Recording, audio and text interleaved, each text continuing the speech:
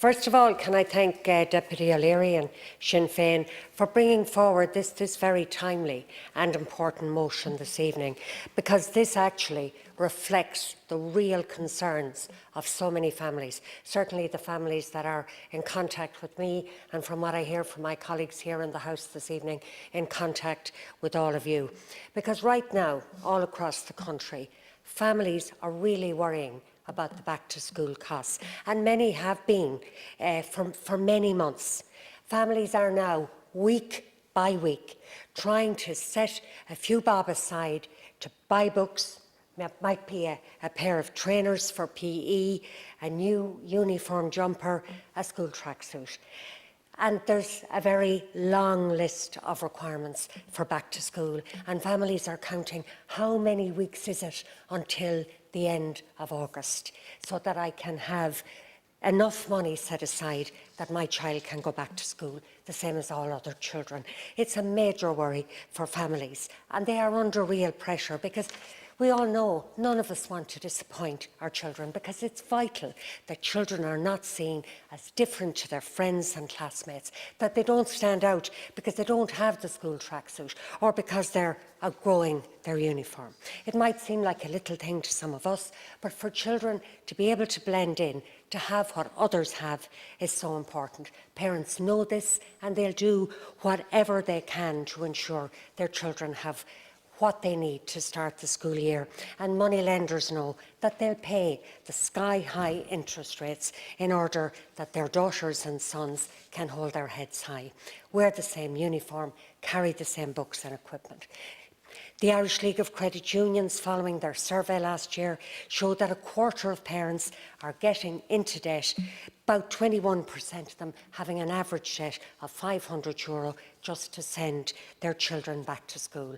And they have estimated that the cost of sending a child to primary school is just over €1,100, and for secondary, €1,500. That is a very significant amount of money for any family per child, but for a family on low income, fixed income or middle income, it's a huge sum. Now, Minister, I listened to your speech and to the announcements that were made earlier today, and you spoke about 67 million, and that's valuable and that's important and it's most welcome. And many parents, especially those who were worrying about paying for school transport, will be greatly relieved they won't have to, and those who have paid will be anxiously awaiting their rebate. The increase in the back-to-school allowance is substantial. Mind you, it needs to be, because of course it's less now than it was back in 2007. But one of the issues I have, Minister, is the income qualifying limits. Families qualifying for this allowance. For a family of 3 children, the income level is under 38,000. So let's say one parent works 40 hours a week on the minimum wage, about £12.50 an hour, and the other parent is on disability allowance. That family with 3 children will be well above the qualifying limit.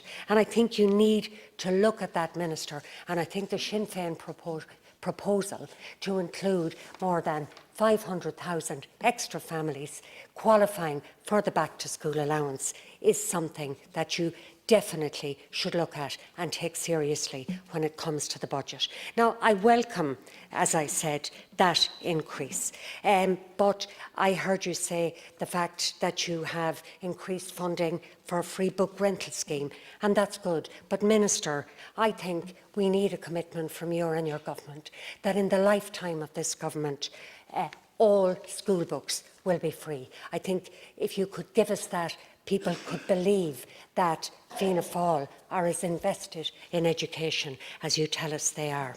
And finally, the issue of voluntary contributions. If ever there was a misnomer, it's calling those contributions voluntary. In theory, yes. In practice, no. Parents are expected to pay. Parents are under real pressure to cover the costs that the capitation grant does not. Minister, we all know the increase in the cost of fuel, of heating and lighting has escalated in recent months. What are schools going to do in September, October, November, December, January, February, right up to April next year as they try to keep the lights on and heat their schools? That means greater and greater pressure on this so-called voluntary contribution. So I'm asking, Minister, we won't hear it today, but perhaps in the budget, an increase in the capitation grants. The rise in inflation this year, last year, is 9%. So even if you increased by 10%, that would just be standing still. So I would ask you, Minister, to consider that in the budget. Thanks, Debbie. We now move to